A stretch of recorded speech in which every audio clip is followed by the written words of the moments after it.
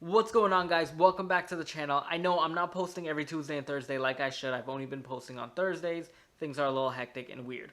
But let's jump right into this video. So on this video, I am helping a viewer. So this is my response to the viewer. And let's just jump right into it. So this question comes from Vanessa Velasquez. I hope I said your last name correct. But she basically said, "Hi, I have a '05 Chevy Avalanche Z71. I have a shortage somewhere in the harness, and many mechanics tell me I need to replace my ECU. Question mark, question mark. I was hoping you can help me. Smiley face. Where can I start from? Because I don't know the locations to my ground wires. So far, I've replaced everything is brand new. Catalytic converters, battery, starter, alternator, 2 knock sensors, intake manifold gasket, valve cover gasket, evap solenoid, vent canister, fuel pump, oil pressure sensor, camshaft sensor. My biggest problem is that it starts on the 3rd try, and it's really embarrassing to keep cranking it. Laugh out loud. I really love this truck. As you can see, I put a lot of money into it. Good job on your engine rebuild. I saw all the videos on it, and I was so excited to see you turn the truck back on. Vanessa, thank you so much for watching my videos. It's awesome to see people like you watching the entire playlist from start to end. It took me a while to make those videos. It took me a while to rebuild that engine, and it's great to have people watching it and really appreciating it. So thank you, Vanessa, for that. But let's dive right into your question and let's help you figure this out the best we could. So for you on this question about your truck cranking 3 times, I wrote down some notes here in my notebook that I can possibly help you figure out something. Maybe you can check these things and see to avoid replacing the ECU, because it could be many different things. Now, one question I do have for you is, why did they recommend to replace the ECU? Did they actually go through and test? Did they find something wrong? Did they did they do proper testing to know that it could be the ECU? You have to find that out and let me know. But so here are some of the stuff that I wrote down. The first thing I would say, you did get a new battery, yes, but did you check your battery's connections? See if they are clean and tight. If those connections aren't clean, it can cause starting issues. It can cause charging issues. So just make sure that the connection is really clean, really tight. Make sure, just tighten it down with a ratchet or the wrench or whatever you have, and just make sure that that's good. Try to wiggle the cable with your hand, and if it pops off, then that's not tight. So try to replace that and get it fixed.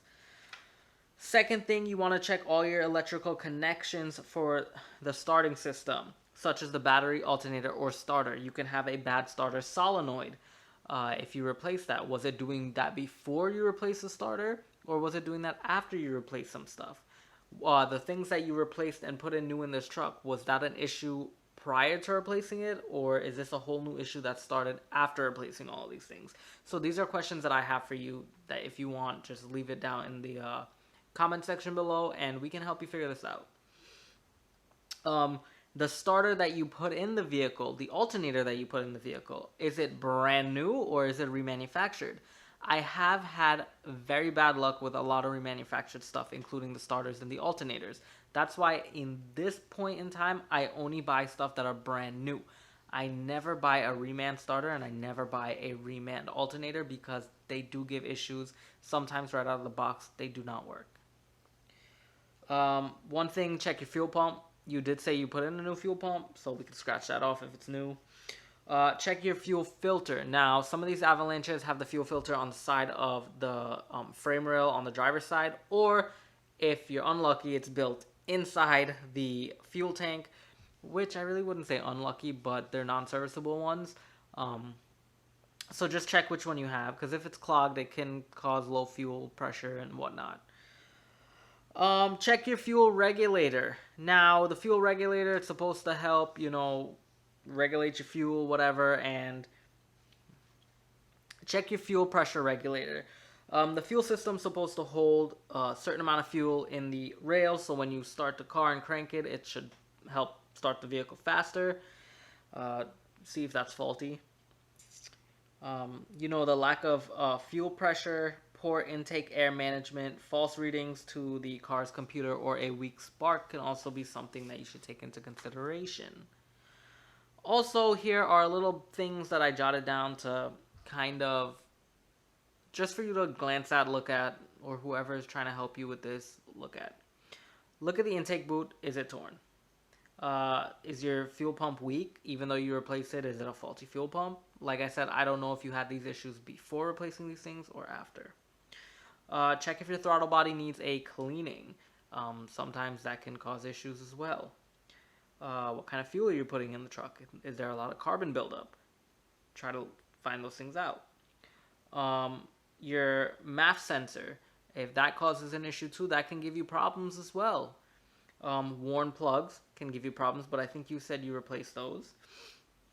And did you also change your even though you changed the plugs, did you change the wires? Did you change the coils? Well, first of all, when you changed those plugs, was there a misfire or you were just doing it as regular maintenance?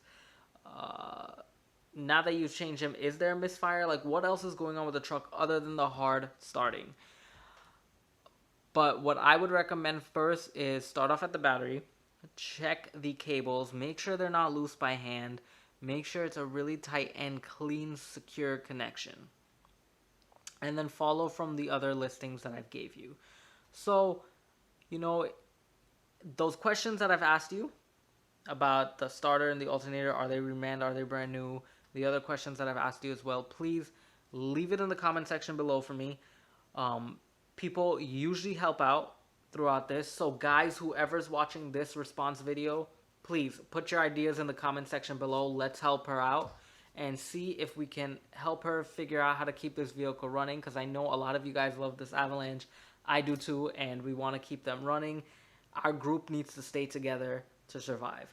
So let's help you, Vanessa, get this running, and we'll figure this out. So like I said, leave it in the comment section below. We'll help you. And I hope you enjoyed this response video, Vanessa. Anyone else who has any questions or needs a video response, please leave it in the comment section below. I'll make you a response video, and we can keep this going as long as we can. But with that being said, guys, please stay safe. Vanessa, don't worry. We'll try to figure this out. And hope you guys enjoy the rest of your night, and I will see you later. Peace.